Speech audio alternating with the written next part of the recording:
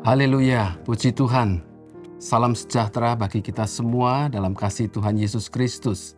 Kita bersyukur kalau pada saat ini kita ada semuanya hanya karena kemurahan dan kasih Tuhan di dalam setiap kehidupan kita. Saudara, kita akan mendengar renungan firman Tuhan pada hari ini. Sebelumnya saya undang kita ajak bersama-sama berdoa bersama. Mari kita tundukkan kepala dan berdoa.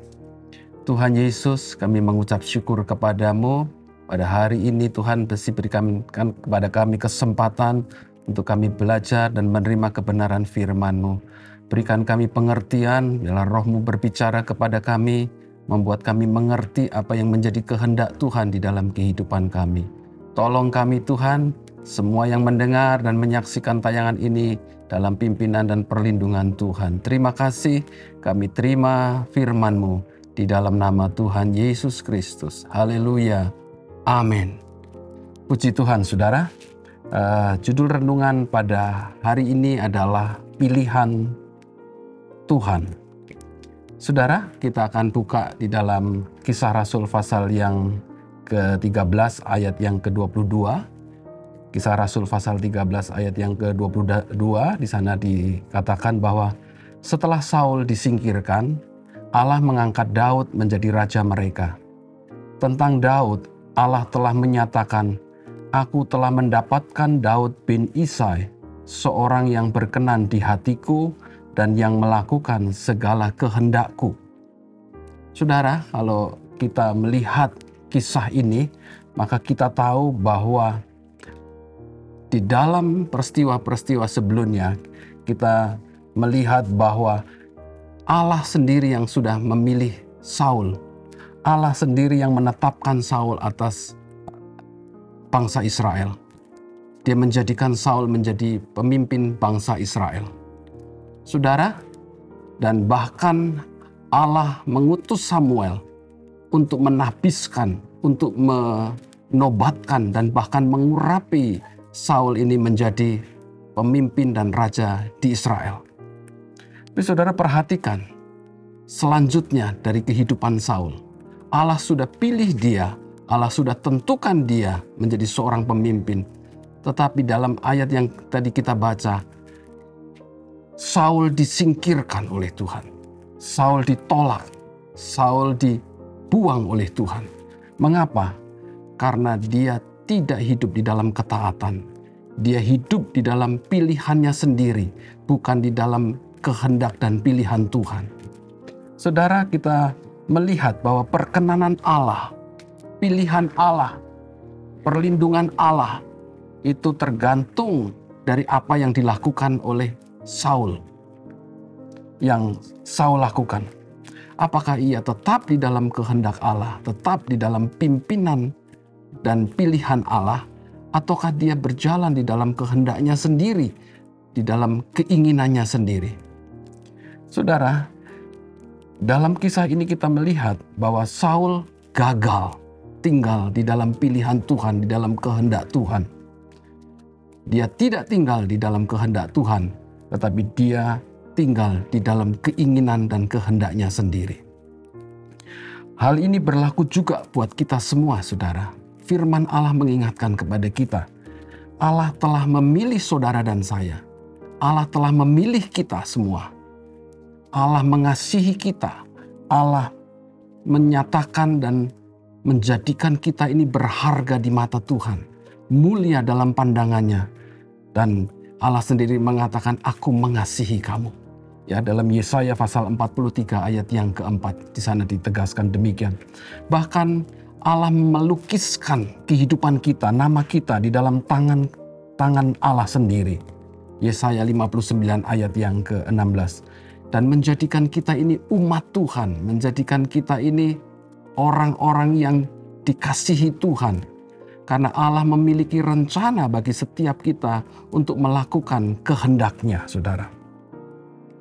Tetapi kita melihat dalam kisah yang tadi kita baca, selanjutnya tergantung dari apa yang kita lakukan.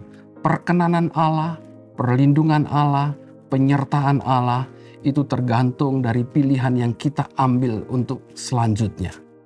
Kalau kita hidup di dalam kehendak kita sendiri, keinginan kita sendiri, kemauan kita sendiri, maka kita keluar dari pilihan dan kehendak Allah. Dan kalau kita memilih jalan itu, maka kita bisa melihat bahwa Saul ditolak. Demikian juga ini berlaku buat kita. Ketika kita keluar dari kehendak Allah, keluar dari pilihan Allah, maka kita pun akan dikeluarkan, disingkirkan dari pilihan yang Allah sudah berikan kepada kita. Saudara, Saul ditolak, disingkirkan karena pilihannya sendiri dia lakukan, bukan kehendak Allah. Keinginannya sendiri, bukan firman Allah yang dia ikuti. Saudara, kalau kita melihat di dalam 1 Yohanes pasal yang kedua, ayat yang ke-16 dan ke-17, di sana dikatakan bahwa semua yang ada di dunia ini, keinginan daging, keinginan mata, serta keangkuhan hidup bukanlah berasal dari Bapa, melainkan dari dunia ini. Dan dunia sedang lenyap dengan segala keinginannya, tetapi orang-orang yang melakukan kehendak Allah akan tetap hidup selama-lamanya. Saudara, hidup ini pilihan. Kita diperhadapkan dengan banyak pilihan. Di dalam pekerjaan kita juga dihadapkan pada banyak pilihan. Terkadang kita harus memilih apakah kita mengambil jabatan, mengambil pekerjaan yang menghasilkan hasil yang begitu besar. Tetapi di sisi yang lain kita juga harus mengorbankan iman kita. Pilihan, saudara. Demikian juga di tengah-tengah keputusasaan ketika seseorang dalam keadaan sakit dan dia tidak sembuh-sembuh. Apakah dia masih mau tetap tinggal dalam pengharapan dengan Tuhan? Ataukah dia akan mencari pilihan yang lain? Dia mencari pertolongan di luar Tuhan. Kembali, keputusan itu di tangan saudara dan saya. Dan demikian juga ketika saudara mungkin yang belum menikah harus memilih, menentukan pasangan hidup. Apakah kita mau tetap pegang kepada kebenaran firman, mencari yang sesuai dengan kehendak Tuhan, atau yang sesuai dengan maunya kita. Dan saudara, juga kita lihat bahwa di bulan depan kita akan memilih seorang pemimpin. Mana yang saudara pilih? Biarlah apa yang kita pilih pun sesuai dengan apa yang Tuhan kehendaki. Saudara, setiap pilihan itu mendatangkan konsekuensi, mendatangkan akibat. Kalau kita berjalan menurut pilihan sendiri, menurut keinginan sendiri yang sepertinya benar, sepertinya baik, sepertinya bagus, tetapi firman Allah mengingatkan kepada kita, ada jalan yang disangka lurus, tetapi ujungnya adalah maut. Saudara, kita melihat mengapa Saul disingkirkan dan Allah mengangkat Daud. Alkitab memberikan jawabannya. Karena Daud berkenan di hatiku. Karena Daud hidup dalam perkenanan Tuhan. Karena Daud mengikuti apa yang Tuhan inginkan. Dan yang kedua, apa yang membuat Allah mengangkat Daud? Karena Daud melakukan kehendakku. Saudara, karena Daud melakukan firman yang dia terima dari Tuhan. Demikian juga dengan saudara dan saya. Setiap hari kita sudah menerima kebenaran firman Tuhan. Apakah kita sudah melakukan firman, hidup di dalam pilihan Tuhan, mengerjakan kehendak Tuhan, ataukah kita melakukan kehendak kita sendiri? Keputusan ada di tangan saudara dan saya.